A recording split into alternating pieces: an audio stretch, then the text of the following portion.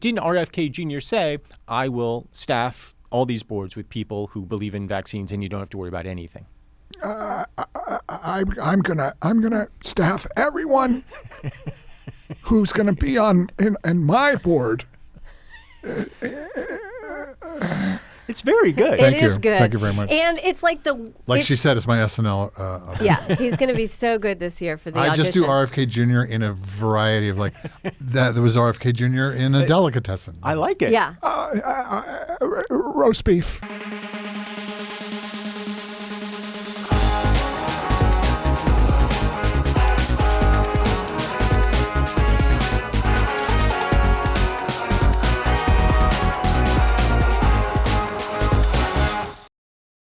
Have I Got News for Your Ears, the podcast extension of the Have I Got News for You cinematic universe. I am your host, Michael Ian Black, joined by producers Jody Lennon and Jim Biederman in our brand new Hignify studio.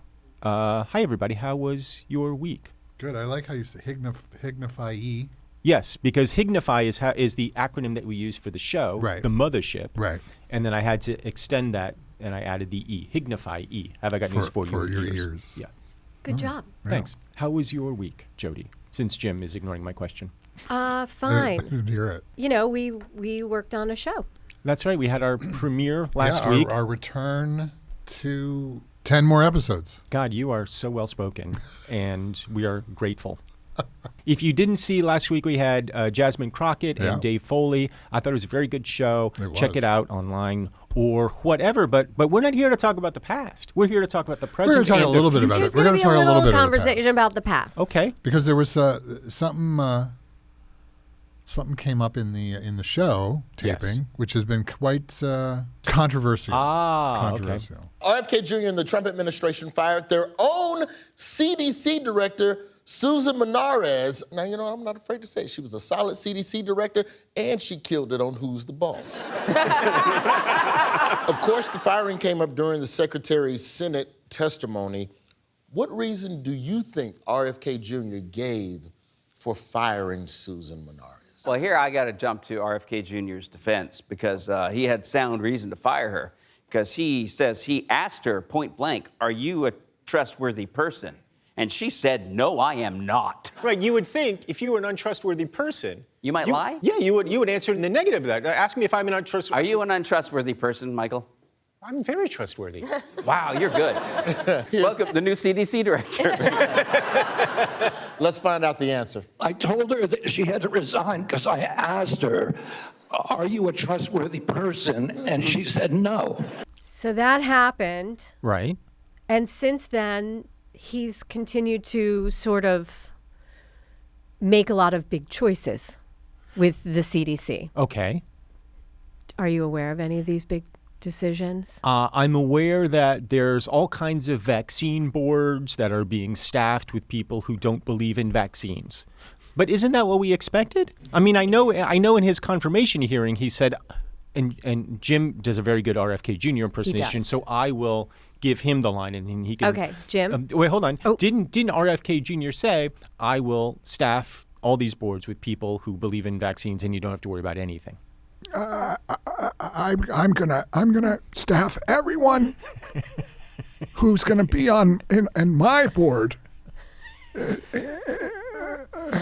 It's very good. It is good. Thank you very much. And it's like she said, it's my SNL. Yeah, he's going to be so good this year for the audition. I just do RFK Jr. in a variety of that. There was RFK Jr. in a delicatessen. I like it. Yeah. Roast beef. Like that. Oh. I'll go into the next one. What is wrong with his voice? He had like a vocal cord paralysis. Something happened to his vocal cords. No doubt had nothing to do with his heroin use or whale eating or brain worm. He wasn't just kind of a what would it be called, like a weekend user of heroin. He was an actual addict. Oh yeah, no, he was a full-on junkie, I think, for a while. Yeah, yeah. And by the way, okay, I can see past that. Sure. Do I want a former junkie running the nation's healthcare systems? With a lot of vim and vigor? I don't follow. What's the problem? I don't follow. Why would that be why is that an issue? Because he's clearly got an addictive personality. I mean, 100%. He's addicted to women, Yeah, for one thing. sure. We know that. And heroin. Yeah, yeah. And roadkill for Yeah, some yeah. reason. Yeah, yeah. And there's just something off about the guy. Well, and his family has even come out, the entire Kennedy clan, which They is hate him. Yeah. it's hard to get all the Kennedys on the same page. They hate him. Carolyn, who I think is his sister, No, Or Carolyn's John's daughter, so so his cousin. cousin. said that he's got mental Well, issues. we don't need her to diagnose that. No, we I can understand. all I understand. But it's never good if your family member is telling the world this. Yeah, beware of our family member. What'd that bitch say about me? Oh my God. Well, calm down, RFK Jr. You're not calm. But to your point about I all had a these point? new hires, Yes. yeah, they are aligned with his area of expertise, which is He has no area of expertise. it's a lot of odd philosophies. Yeah. I will say what's impressive about him is that Oh, I'm listening. he just doesn't. It doesn't matter. No. That he's so committed. Come hell or high water, I know. he's going to reshape the American health industry. And the fact that he was an ambulance chaser lawyer who would make millions of dollars suing these pharmaceutical companies, that's not important. The fact that he's gone way out on a limb in terms of taking what was originally very left-wing, woo-woo, new age stuff about vaccines or all these horrible things, and somehow ended up on the right wing of it. I find it fascinating, but it doesn't matter. It's all white noise to him. He's got a mission. He's going to follow it all the way The through. first thing that I thought was weird about him was he was a big environmental advocacy guy. Yes. Yeah. For years and years Yeah, and yeah, years. And like famous for that. I know. River Keepers, was that his Yeah, organization? yeah. And He the loved Kennedy a kayak. Yes, and the Kennedy family has a compound in Cape Codish area, and there was a wind farm that was being proposed in the area where he lived, like sort of offshore a couple miles. There was going to be a wind farm. He was leading the charge against it because he was concerned it would hurt his views Right. from his Right. compound. Right. But that was the first time I remember thinking to myself, oh, that's odd. Like that struck me as odd. He used to do very left-wing radio podcast With stuff Sam Cedar. With Sam Cedar. Who is a Friend have I of- got friend- news for you friend of the guest show, and yeah. friend. Yeah. Yeah, the guy's just a nutcase. I will say the one thing that I agree with him on Oh, I'm listening. is the ultra high processed Sure. food Oh, thing yeah, in this yeah. country. Now, it's interesting you should raise that because I've heard that a lot. Like, well, I will say, it's like, who the fuck cares? He's destroying our health industry. Whether he's got something. Did you hear the tone that he I just know, took I know. with me? It was so. Did you just take? Did you hear that he's tone? on a booster right I now. see. So just let's give him a little bit of. He's just obviously not right be right now. I lenient. mean, I know he didn't sleep, Jim. No, he but didn't come sleep. on, He had man. He had chills. I had chills in the fevers. It's the new thoughts and prayers. Yes, your This- point is well taken. Yeah. You may be right, or Yeah, at yeah, least yeah. this one thing. Right. But And he's you're not wrong. destroying By the way, everything he else. is, in fact, very right on that one thing. But it's also just like, what about the other 10 things that he's dismantling? Do we really need health care in this country? No. I mean, well, we're going to not Here's- have any. So If we that's just fine. meditate, we'll all be fine. Here's his response to the Democrats who are attacking him in Health and Human Services, his agenda.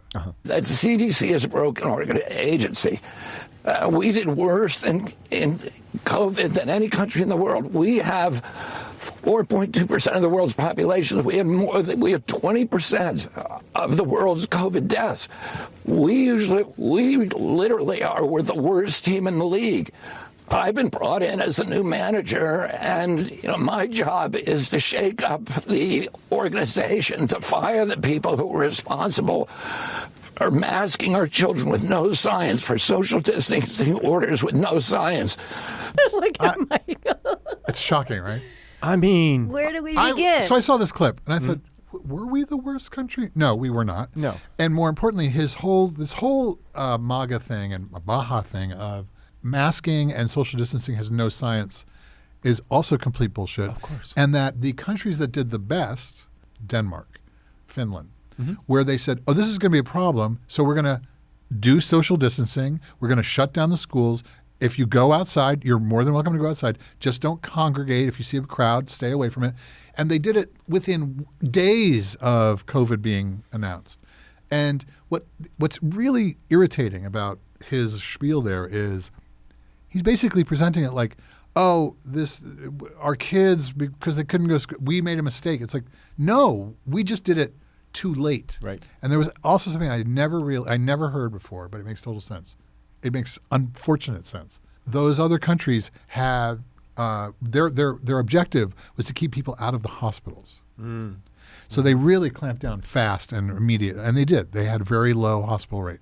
We, on the other hand, just throw people into hospitals. Yeah, you make a lot of money that way. Yeah, you make a lot of money. But also, what else are you going to do with them? Well, just let them die in the hospital. So what happens is then the hospitals become overloaded, and then it's just a self-fulfilling prophecy of it's a disaster. But also to say that you were brought in as a manager to fire a bunch of people, and let's play ball. I mean, that's never from any job. You never say, "Oh, as a manager, I was brought in to fire a bunch of people." Like Well, yeah, no, they do. Managers say that. I have. If I had a nickel every time I said the TGI Fridays you worked at was really cutthroat. It's just an unbelievable amount of bullshit. An unbelievable amount of incoherence, lies, and just outright But there bullshit. is this American segment of the population, a big segment of the population, that rightly or wrongly, I probably rightly believes that it's all rigged against them. They're not wrong Right. that it is rigged against Right, us. right. But it's not rigged against us in the ways Right. that they think. And Right. it's certainly the champions are not going to be people like Donald Trump or RFK Jr. who are coming in to unwind the systemic social inequities that plague our nation. I think a lot of people have been wondering about what's Trump's take on RFK Oh, Jr. everybody is. No, I think they are. Lots of people are saying. Right. Lots of people. No, but I think it's that thing of, he doesn't like people getting too much of star turns. Right. Does that take Trump's thunder away from Trump? Well, here's Trump talking about this. Well, he's a different kind of a guy. He's got a lot of good ideas, but he's got a lot of ideas. Normally they don't have any ideas, and that's why we have problems with autism and so many other things, because we're coming up with the answers for autism. You watch. We're coming up with the answers for other things that normal people, regular people, easy to get along with people wouldn't be able to do. He's got a lot of ideas, and so do I, and we're going to clean it up. The fuck is he talking about? I saw that clip. I laughed so hard. It was like easy to get along people. Yeah, don't come up with ideas. Oh, well, I'd like that. Yeah, wait, let's just break it down. I can't. It's such word salad. It's just nonsense. Jack down the street, lives down the street. Yeah, right no, on the he's corner. easy to Good get along guy. with. He's so easy You to get remember along him with. from summer camp. Yes, he was Great guy. great. Yeah, great guy. Does he? He's easy to go. He's easy to get along with. Yeah. What are his ideas about autism? He thinks that autism is created by rats. Oh. Oh, he doesn't have good ideas. No, but He he's easy doesn't to have get the along time with. to come up with ideas.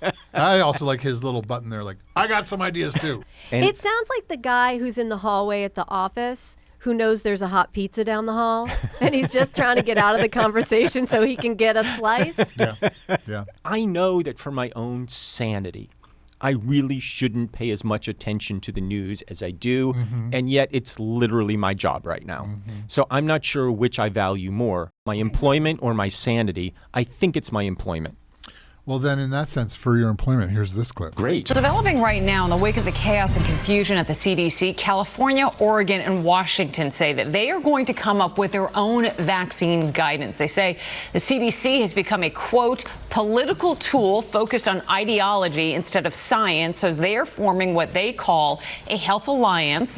Take the healthcare system, Yes. which he is destroying, the infrastructure, which is there. So therefore, the states have to either individually or together, band together into a confederacy Yep. to create healthcare systems that work. Now, take that and apply it to the entire country. That is the Project 2025 blueprint. Essentially, what they're trying to dissolve the United States as a single entity, and maybe they're right. Maybe we should, because I trust California, Oregon, and whoever Why? to come up with a healthcare system that makes sense and is based in science, I trust them to do it more than I trust the CDC to do it at this point because of exactly what she just said. And by the way, I don't know who that anchor is, but there was something about that story that made it look like it was a fake news story for a movie. It did feel like it. It did. It did feel like it. Well, along those lines, let's talk about California. And this is, there was a little controversy on the show. Last week. And I think you know what it is about. I do. Here we go. Newsom's also been trolling Trump all summer by emulating his style, tweeting things like, Donald is finished. He's no longer hot. First the hands, so tiny, and now me, Gavin C. Newsom, have taken away his step. Many are saying he can't even do the big stairs on Air Force One anymore unless he uses the little baby stairs. That's a quality, kind of, sort of okay Donald Trump impersonation right there. That's right up there with Alec Baldwin. That's neck and neck. I hate this. I know I'm in the minority on this. I hate that he's doing this because I hate that we're reducing our politicians to cartoon characters. I don't give a shit how well you control online. Do your fucking job. That's what I care about. But do you feel... I know she's going to disagree with me. Listen, and this is my partner. This is my partner. We on the same team. But at the same time, your answer was that MAGA is losing their shit right now. Correct. And they're like, this is immature. Yes, that's what we've been saying. That is what we're trying to get you to see. It is immature. It is ignorant. And it does not prove that you should be having the nuclear codes. Like, we want you to do better next time. So, yes, I think it is necessary because we are putting a good old mirror up in your face to make you understand that y'all been supporting a real ignorant fool this whole time. I don't like what you said, because that's like how people do us when people are like, they're over here making jokes, but there's serious shit going on. Man, por qué no los dos? But we're literally comedians. He's literally the governor. Trump is literally the Trump, and he's doing the same thing. Yeah, and he he's sucks. getting a lot of shit done. He is. It's not good, but it's frequent and it is happening. I think Michael's antique desire for integrity is adorable. So online, Yeah. on our YouTube channel, There's a beef. you have quite the response. Oh, people don't like that. I said that. It's a combination, but a lot of people do not like that you said that. Right. I expected that. What do you think that Amber and Dave's take on this, and their take on your take? I understand the other side. Dave's bon mot was actually apt. You know, your adorable idea of integrity or quaint or whatever he just said. He's right. Like, I get that. I get that we're not in a point in time where we can stand on decorum. Mm-hmm. I totally get that. And yet, my antiquated sense of decency does demand that we stand to a certain degree on decorum, because there will come a point where Democrats or just somebody other than this movement regains power. Mm-hmm.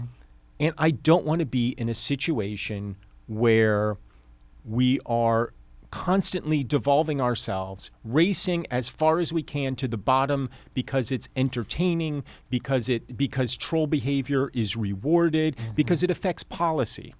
We're in a place where the presidency only represents one half of the country, and that's where I feel like we're heading with this Newsom nonsense and obviously with the Trump nonsense. Well, when we talked about it before on the podcast, I asked you, well, what would you would do the same, and you said absolutely. Yeah.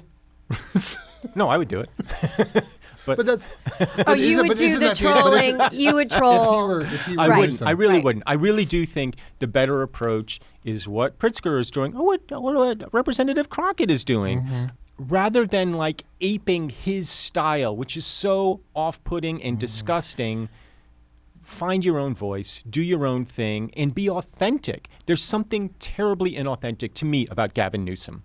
It always looks like he's putting on a show for somebody or something. And I really dislike the way he opened his podcast with these interviews with these right-wing figures and was chummy with them. I don't like the way he's thrown trans people under the bus for what I think is political reasons. Of course. And so if you're willing to do that, to me, it says that you're willing to triangulate in a way that compromises who you say you are for the sake of political expediency. And so to me, particularly in your chief executive, character does count. It counts a lot. Because ultimately, what the job of the president isn't it about being the smartest guy or gal? Mm-hmm. It isn't about having the most experience. Mm-hmm. It isn't about being the best military leader. Mm-hmm. What it is about being able to take in information, synthesize it, and make good decisions. Have you never seen Trump speak? Because everything. Oh no, I'm saying he's the example. He's the example of what I'm using as a guy who's perfect at the job. I thought for a minute you were saying the opposite. God, no, Jim. He's not saying that what Epstein did is a hoax. It's a terrible, unspeakable evil. He believes that himself. When he first heard the rumor, he kicked him out of Mar-a-Lago. He was an FBI informant to try to take this stuff down. The FBI informant thing is so funny to me. Yeah. Because let's say for a second that it was true. Yeah. Let's say I really was. I like the fact that Trump is Ethan Hawke from Mission Impossible. I just like that.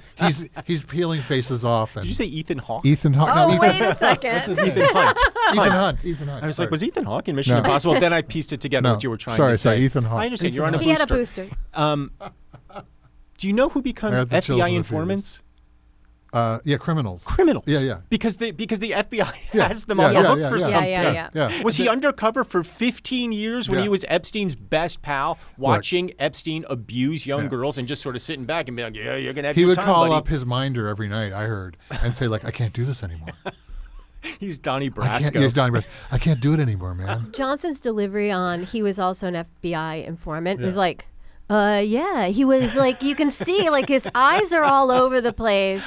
His nose might as well have grown let's while talk he about said someone it. who has no moral, Oh, my God. And what's so gross is that he is the most sanctimonious fuck of all of them. I mean, that's a tight race. It is. But, God, he's winning it. Like, it doesn't matter what he says or does because all of it is secondary to his ultimate aim, which is to create a, sort of white Christian nationalist country. Yeah. So he'll defend Trump to the ends of the earth if that's what it takes to forward his project. Yeah. How tall is he, by the way? 5'3"? Please, somebody tiny. say he's does. like 5'3". I'm going to look it up. tiny. He looks like he wants to be Kevin Hart's height. A little bit of breaking news out of Washington. The House Oversight Committee just received files from the estate of Jeffrey Epstein. A Democratic spokesperson says committee Democrats are reviewing hundreds of documents handed over to the committee, and they have just released that body drawing allegedly drawn by President Trump for Epstein's 50th birthday. Here it is. I mean, I'm happy that the estate had it and they brought it and they got, and I'm happy the Democrats subpoenaed it and they got it, and I'm happy that dipshit is now caught in yet another lie, saying it's sort of fake when it's not, obviously.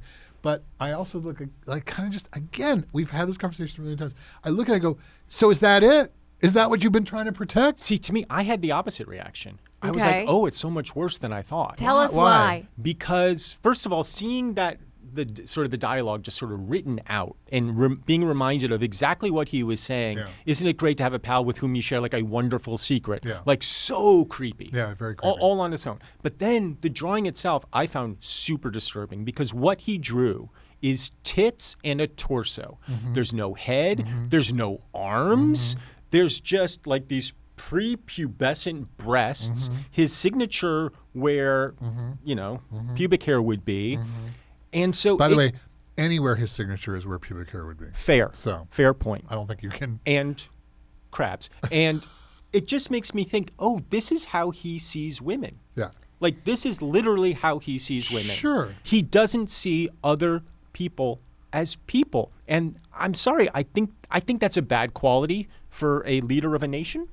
I'm not arguing any of those things. What I keep coming back to, okay, is what else is in the files? Because if this is it, he's fine. But it's just another example of this man's putrid character. And as we've already discussed, it matters. I'm over 50. You look great. Yeah, he does. No, I know. when I turned 50. Yeah. Yes, if somebody any of my presented friends- a We book get to it. you. You're over 50. We get it. Right. We didn't get you a book for humble your 50th brag. We didn't. birthday. Yeah. Nobody We got didn't me a do birthday drawing. book. Yeah. Had they, Jim? Yeah. Had Jody? Yeah. Had I know, I'm so anybody sorry. thought to provide Yeah. me with a I'll be honest birthday with you. I book? completely forgot your birthday. None of my friends would have included No. anything No. like Right, but if you look at the other things in the book, So much worse. Yeah, yeah. Yes. A lot of But them. that said, they're all sex-based. They're all everything Yes. like. There's Well, with the the exception of it starts off innocently enough Right, with right, right. a birth certificate, a handwritten letter from his mother, or report cards. Right. That And such. whore. And then there's That just a whore. cartoon And then of it him goes- giving a balloon to 12-year-olds Yeah. and then cut to them massaging him. It's like, what the fuck, dude? I've heard people talking about the defense on some of these people who have been supplying this material inside this birthday book. It was a joke. Based on what? A joke based on what? Exactly. But when you go to a roast, era, yes. and say you're roasting, I don't know, some fat guy, and every joke is going to be about this fat guy. Is he still eating? Right. It's all based in something true. He really is fat. Right. There's a kernel There of was truth. more than a kernel in that birthday book. The That was a fat only joke. I thing, see the you. only I thing see that you. was referenced was him Sex. fucking young girls. Yeah. That was the only thing referenced in that birthday book. Yeah. So you tell me, what is that based on? Where's Right. the joke? Right. The joke is, haha, isn't it funny? Everybody knows Right. Jeffrey likes it. Right. Everybody knows Jeff's a pedophile. Ha ha ha. Like, what's the joke? And what about the women who voted for Donald Trump right now? As a result of seeing this information, and even as much as he's going to deny it and has denied it. It's funny you should mention this because Jen, my wife, brought this up this morning, and she said they all say the same thing. And she's got friends who voted for him. Right. That this doesn't bother me. I can look the other way. They all have these excuses. And this was my response to Jen. When you've been conned, it's very hard to admit that you've been conned. Yeah, and I do actually have a lot of admiration for the people who are like ex-MAGA who come out and say, Yes. I fell for it hook, line, and sinker. I was wrong. I don't know that I have that courage to be like, No. yeah, I was totally wrong about X, Y, or Z. This person that I campaigned for, this person that I, sent money to. I don't know that I would have that courage. When I moved to New York to go to NYU, I got conned out of $100 my first week here. I don't think I wonder what they saw in you. 18-year-old Jim Biederman with the Peter Billingsley A Christmas Story face. But I miss that, Jim. So do I, Jody. It took me a year to admit to anyone that it had happened to me. Happened to my brother, same thing.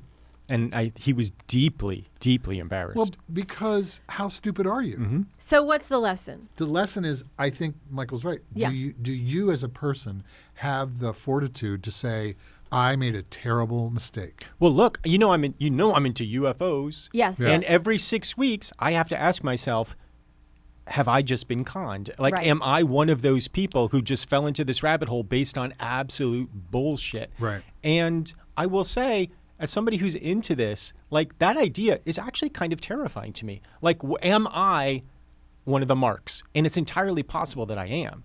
And I think anybody who believes in anything, whatever you believe in, you have to keep an open mind. Yeah. You have to say, it's entirely possible Right. I'm wrong Right. about all of this. Right. But the situation here, and I know we have to wrap up, but the situation here is that there are many women that have honest stories that have been ignored for a really long time. Yeah. And Which is why I always say, believe some women. Exactly. I mean, that is the kernel of what's happening here, right? Just some of them. Which is the ongoing story. It's many women are not believed. Well, we've done it again. Yeah, thank you guys. This was fun. Yeah. We've got an interview with Nagen Farad coming up. She has been a guest on Have I Got News for You in the past. I'm sure she will be again in the future. Very funny comedian.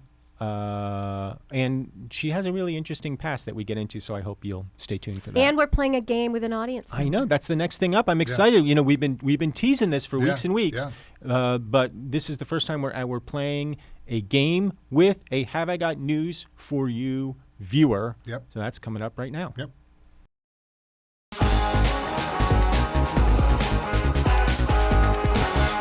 A Have I Got News for You audience member is here to play along on the podcast. She was an audience member at last week's taping.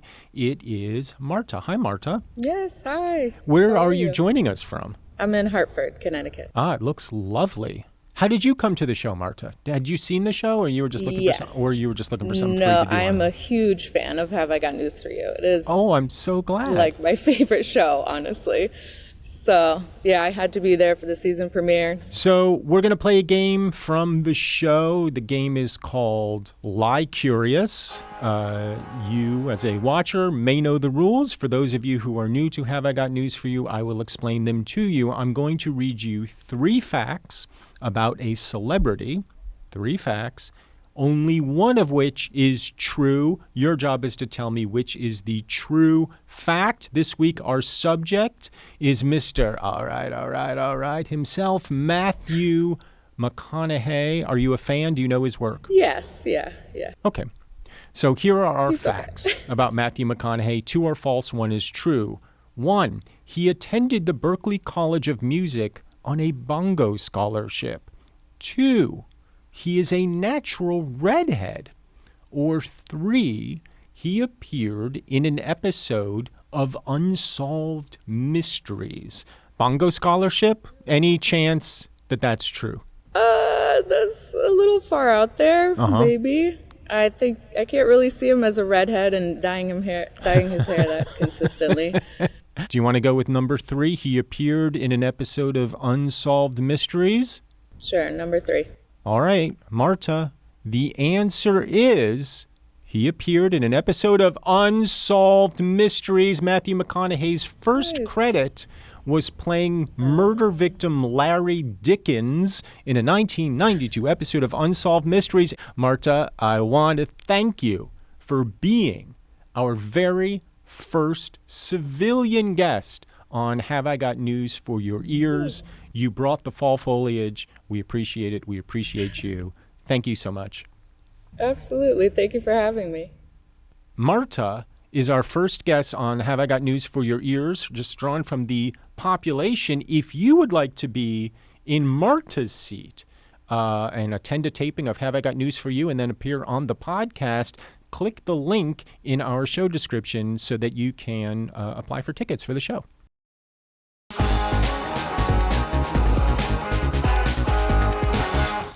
You love this week's guest from her appearances on Wait, Wait, Don't Tell Me. Her most recent TED Talk was a spicy take on happiness, sex, and parenting, and we will discuss which of these subjects doesn't belong with the other 2. It is Nagen Farad. Hi. Hello. Thanks for being here. Oh my God, thanks for having me. Now, I've got a whole list of questions, Yeah. And I'm going to throw them out because I mostly want to hear about the Stephen Colbert lookalike contest that you judged yesterday. That's right. How did you get roped into this? Yeah. And how much did they pay you? Because I don't know that you could pay me enough. Wait, you think that's not a fun gig? No. Oh my God, it's such a fun gig. Okay, my reaction instantly was like, yes, please. Also, like, I'm a Colbert fan, you know, so as a fan, I just thought it would be fun to, like... because I'm a Colbert friend. But you keep going. All right. Should I start name dropping right now? I can do it, Michael. Over the course of this interview, I expect you to drop at least 3 names. I will. Okay. And here's the fun thing. Literally no one looked like Stephen Colbert. Not one Which person. is odd because he seems like the kind of guy that maybe a lot of people would look like. So who won? An Asian woman. An Asian woman won. Are there pictures available that we can then... You could go... We are going to find the picture and we're going to splash it up on this section of the podcast. Yeah. Not only did an Asian woman win the first place, the second place went to like a white elderly woman, and third place went to an Asian man. Like, we could not stop honoring Asian people in this contest. Lin-Manuel Miranda would be so proud of your colorblind casting. Now, you were joking that when your name comes up when these sorts of things arise, but in fact it does. It does. Because you have this weird background where you were a double major in government and theater arts from Cornell. Yeah. Why that mix? And Cornell's an Ivy League school. Yeah. Mostly known for hotel management. Stop it. Stop it. Some of our greats have come from Cornell. I will not let our greatness be erased. No, the greats in hotel management have all come from Cornell. No, I was just like still a crossover dork in debate. Like I was in high school, I was president of the debate team and vice president of the theater company. So like a very special dork in high school. So then when I graduated, went to college, it just like made sense that I would do that.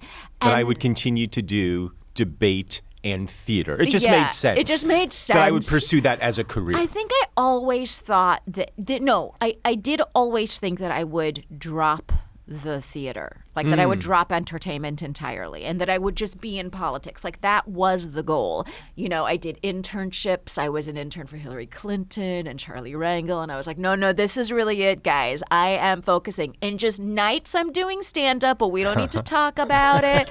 And it just turned into like, no, guys, stand-up is just like a 40-hour-a-week hobby. It's not a big deal. I'm not taking it seriously. You know what I mean? And so it's just all I think about and all I do. And I was at Columbia for grad school, and everyone was very serious, right? Like they would ship in students from the Japanese government to get their policymaking skills at Columbia. So those are the kinds of people I was in school with. And they would be like, okay, let's form a study group. They were really serious. And I'd be like, oh my God, that's great. I have to go do a set downtown. Right. So I will not do the study group. Right. And the entire time it was sort of clear. And then even when I had a job as a policy advisor for the city of New York, like I was just doing stand-up at night about being a policy advisor for the city of New York. At some point it became deeply inappropriate, and then the one thing won out.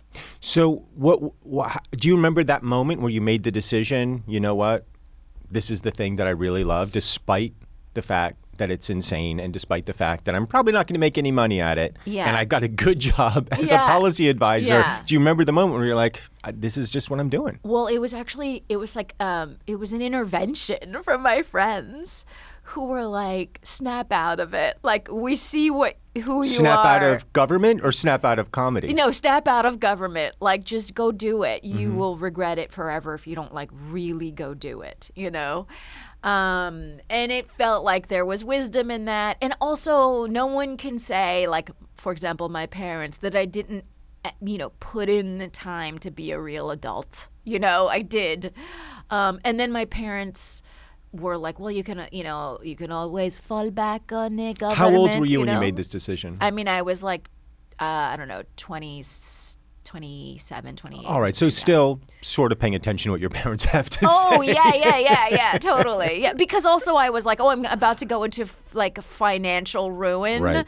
So I'll need to know that I can still call them if something really bad happens. Now, your parents are Iranian immigrants, right? Yeah. Why did they come? I always find this very interesting when I talk to people, first generation, second generation immigrants. Why did they come? You know what's interesting? Like, so even before the revolution, as they came right before the revolution, my dad was a surgeon, and it's interesting because like people think of Iran having been better before the revolution. It certainly looked freer because women could wear miniskirts or whatever, but it still had people disappearing and the secret police and all that stuff. So it was also terrible in its own way. But disappeared by the secret police with miniskirts. With miniskirts, so there's a right. You want to be a cardiovascular thoracic surgeon, and that just wasn't like quite a field yet in Iran, right? He had to go to another country to do it. It was like either France or the United States, and they chose the United States. So your parents left Iran because of what they felt like was a sort of lack of opportunity in his field and this sort of creeping authoritarianism. Have you spoken to them about the parallels about what's going on here right now? Yeah, I mean, they're unhappy, right? And it's interesting because I think some of their like knee-jerk reactions to not and they never lived in the Islamic Republic, right? Because they left right before, so they didn't know exactly what that was like, which was, like I said, kind of more aesthetically less pleasing, and worse in some ways, and mostly worse in some ways. But sometimes they'll be, I remember when I started doing stand up and I would say, like, I'm Muslim, blah, blah, blah. The way any comedian will be like, I'm Jewish, blah, blah, blah, I'm Catholic, blah, blah, blah. It felt like not a big deal to me at all. Mm-hmm.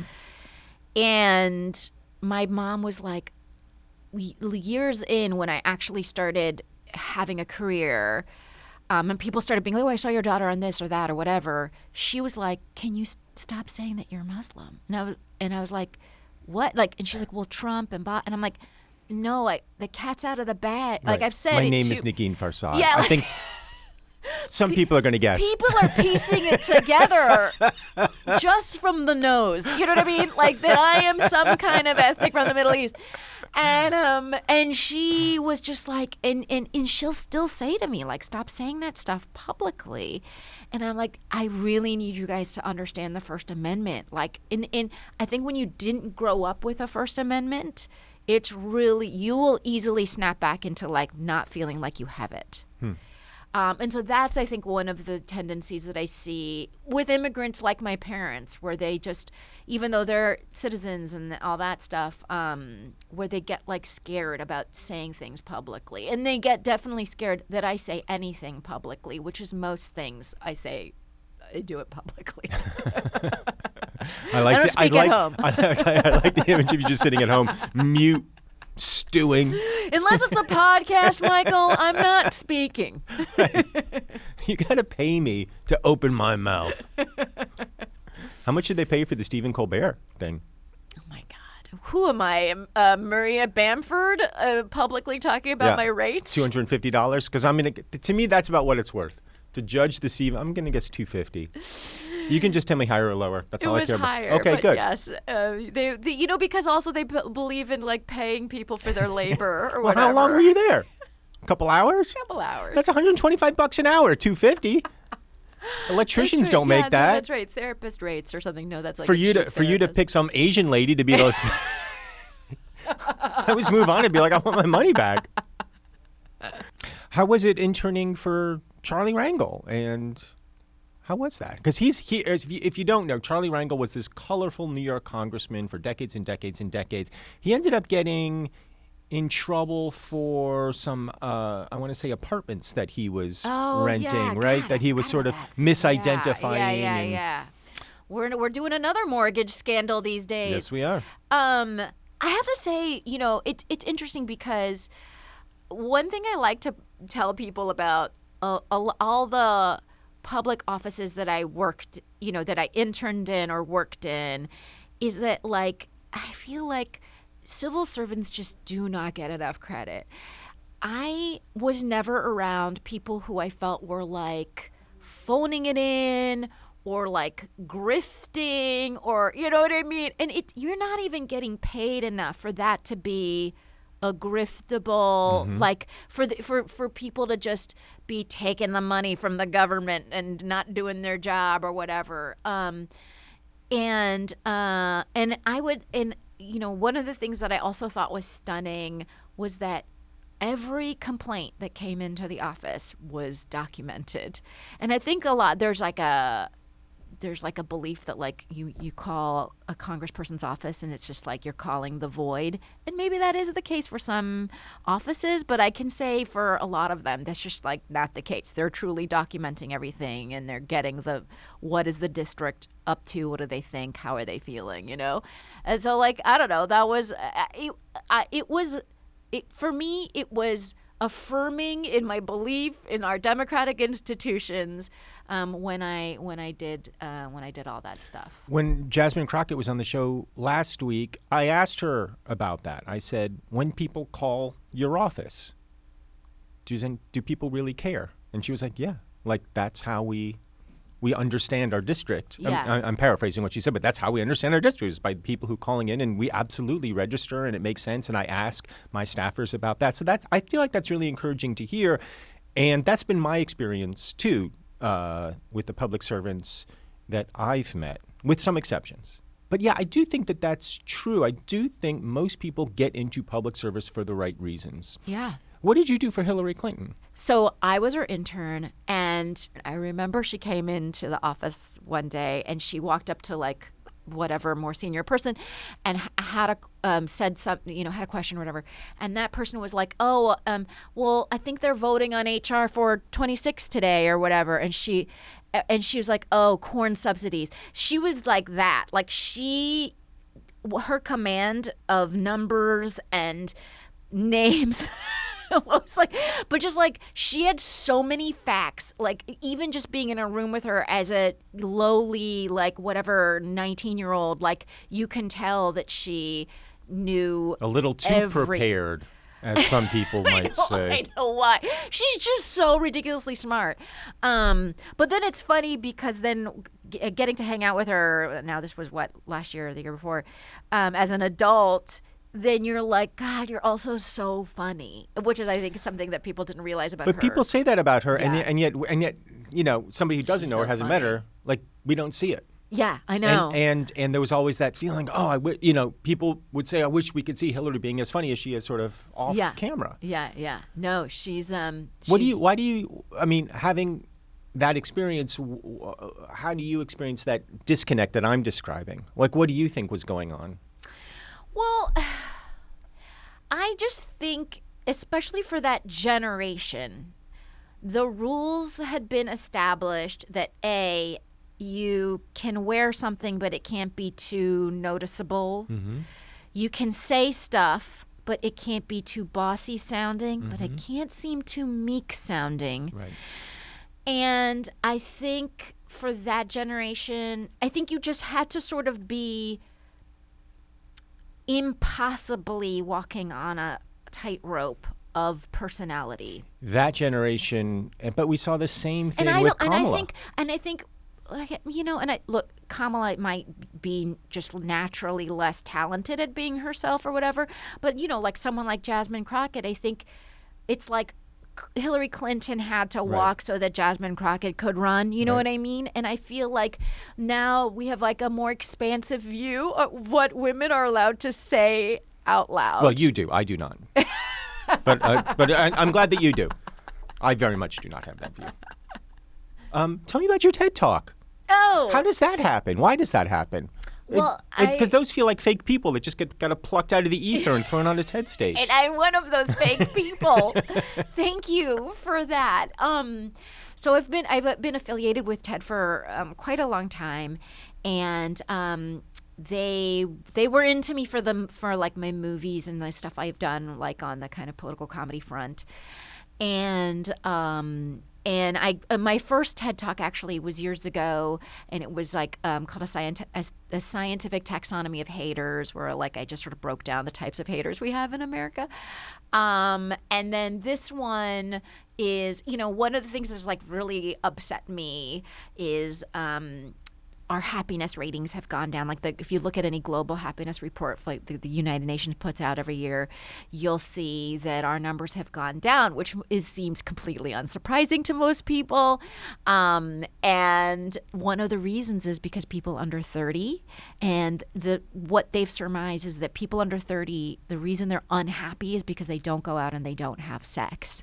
And so my TED Talk is about that. It's my big idea for like happiness levels increasing nationally. I will It's note. really about boning. Yeah, I will note that in your talk about boning, which I watch and it's very funny and I recommend it. Thank you. You did this very funny bit where you sort of take on the guise of an old geezer telling young people to go out and have sex. Yes. But I will note that you turned into an old Jewish grandma. I did. An old bubby. That's like my standard. And I think it's like I've been living in New York so long. Like my concept of a grandmother is a Jewish grandmother. Is a bubby. Go out and have sex. I'm impersonating Nagen impersonating a Jewish grandmother. Go out, bone. No, it's so funny. I am. But I also, can I just tell you, now you have adult children. I do. Hundreds of parents came up to me and they were like, I have adult children and I'm worried they don't have sex. I mean, I cannot tell you the number of people who came up to me and said that. It was wild that this theme struck a nerve with so many. And I was like, can you just ask them?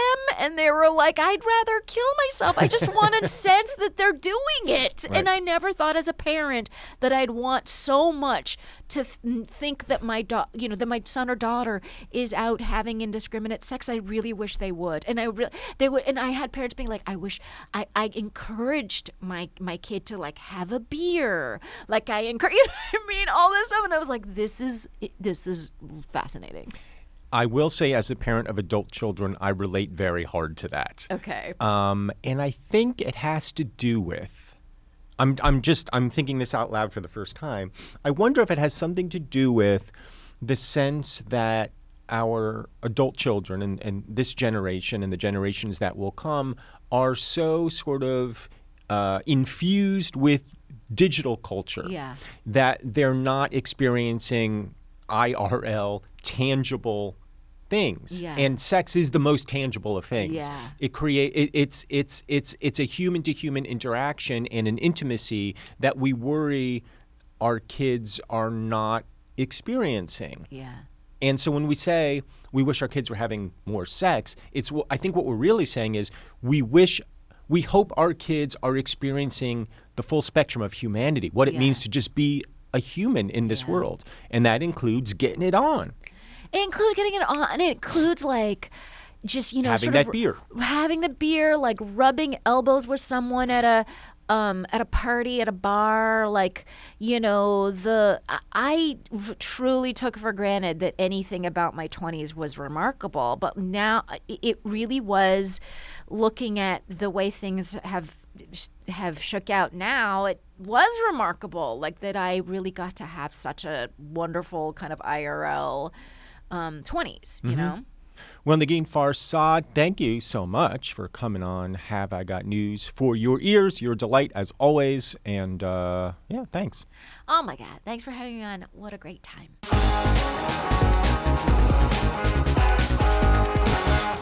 I want to thank Jody and Jim for all of their help with this episode, and to our amazing guest, Nagen Farad, as well as our fan who appeared on the show, Marta. I'm Michael Ian Black, and I will be back next week with more news for your ears. Have I Got News for Your Ears releases new episodes every Wednesday. Don't miss an episode. Follow us on Apple, Amazon Music, or wherever you get your podcasts. Even better, watch the Vodcast on Spotify or on the Have I Got News for You YouTube channel so you can see this gorgeous face. Keep an ear open. Very soon we have something fun planned to include you, our Hignify fans, so please follow us and subscribe to our YouTube channel to find out more.